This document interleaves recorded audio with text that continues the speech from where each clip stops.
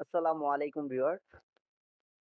কিভাবে পিউ ক্লিয়ার সিলার মিক্স করতে হবে এবং ভুল পদ্ধতিতে যদি আমরা ক্লিয়ার সিলার মিক্স করি, মানে পিউ ক্লিয়ার সিলার মিক্স করি, সেই ক্ষেত্রে কি কি ক্ষতি হতে পারে এবং পিউ ক্লিয়ার সিলার সঠিক নিয়মে কিভাবে মিক্স করতে হয়, এই বিষয়গুলো জানতে হলে আজকের ভিডিওটা না টেনে শেষ পর্যন্ত দেখতে হবে। আর ভিডিওটা যদি আপনাদের কাছে ভালো লেগে থাকে অবশ্যই লাইক কমেন্ট শেয়ার করে দিবেন। আর আপনি যদি আমার ইউটিউব চ্যানেলের নতুন দর্শক হয়ে থাকেন অবশ্যই আমার চ্যানেলটিকে সাবস্ক্রাইব করে পাশে থাকা বেল আইকনটি প্রেস করে দিবেন এবং নোটিফিকেশনটি অল করে রাখবেন যাতে আমার প্রত্যেকটি নতুন ভিডিওর নোটিফিকেশন সবার আগে আপনি পেয়ে যান, সবার আগে দেখতে পারেন। এখন আমরা কথা বলবো যে ভুল পদ্ধতিতে পিউ ক্লিয়ার সিলার মিক্স হলে, মানে মিক্স করলে কি কি ক্ষতি হতে পারে। তো প্রথম ক্ষতি হলো, আপনি যদি ক্লিয়ার সিলারের মধ্যে হার্ডনারের পরিমাণটা বেশি দিয়ে দেন, সেই ক্ষেত্রে আপনার যে ফার্নিচারের মধ্যে ক্লিয়ার সিলারটা মারবেন ওই ফার্নিচারটা ফাটা ফাটা হয়ে যাবে, মানে ফাটা দিয়ে দিতে পারে। দ্বিতীয়ত, আপনি যদি হার্ডনারের পরিমাণটা কম দেন সেই ক্ষেত্রে আপনার ক্লিয়ার সিলার শুকাইতে ম্যাক্সিমাম 2 থেকে 3 দিন সময় লাগবে।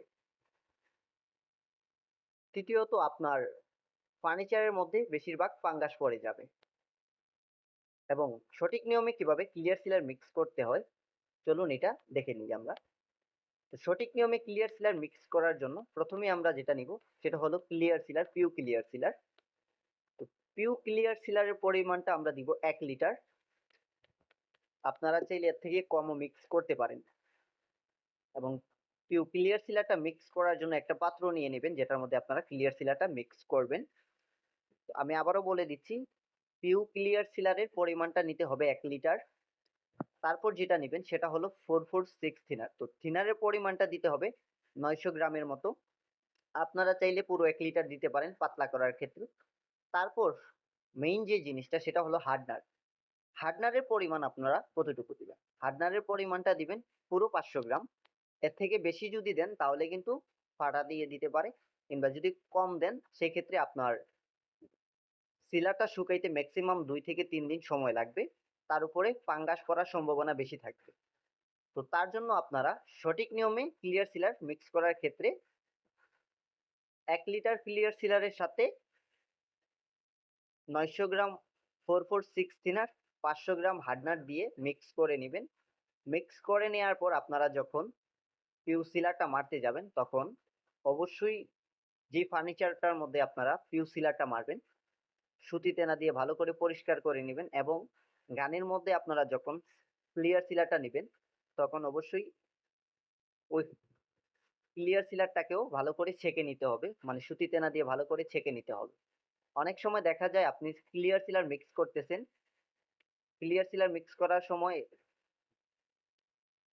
আপনার ক্লিয়ার সিলারের মধ্যে অনেক ধরনের ধুলাবালু থেকে যায়, কিংবা আপনার যে ফার্নিচারের মধ্যে আপনি ক্লিয়ার সিলারটা মারবেন ওই ফার্নিচারের মধ্যে অনেক ধরনের ধুলাবালু থাকে যেটা আপনি দেখবেন না, বাট ওইটা আপনি ক্লিয়ার সিলারটা মারার পর বুঝতে পারবেন যে এটার মধ্যে বালু ছিল কিংবা ধুলা ছিল।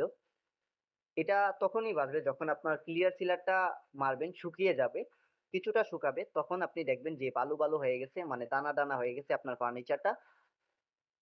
তো এটা যাতে না হয় সেই ক্ষেত্রে আপনারা অবশ্যই ভালো করে সুতি টেনার সাহায্যে পরিষ্কার করে নেবেন। পরিষ্কার করে নেয়ার পর আপনারা ক্লিয়ার সিলারটা মারবেন।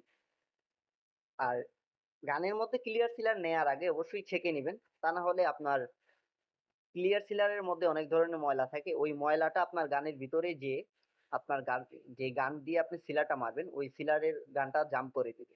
তো তার জন্য অবশ্যই ক্লিয়ার সিলারটাকেও ছেঁকে মারতে হবে। আজকের জন্য এই পর্যন্তই। ভালো থাকবেন সবাই, দেখা হবে নতুন আরেকটা ভিডিওতে। আল্লাহ হাফেজ।